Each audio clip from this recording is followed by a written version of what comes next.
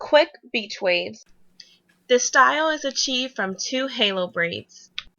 You'll need coconut oil, tail comb, and your pretty little hands. Start by applying the coconut oil to the tip of your braids while you're unbraiding.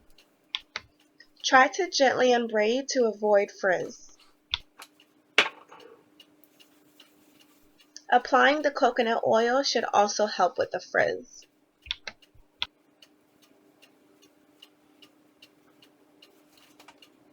To get rid of the middle part, take your tail comb and gently comb your roots.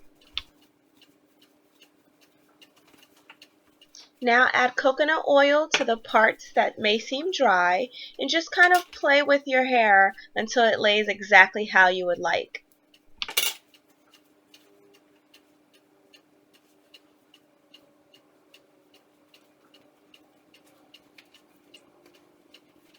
And here it is, easy, sexy beach waves. Thank you so much for watching.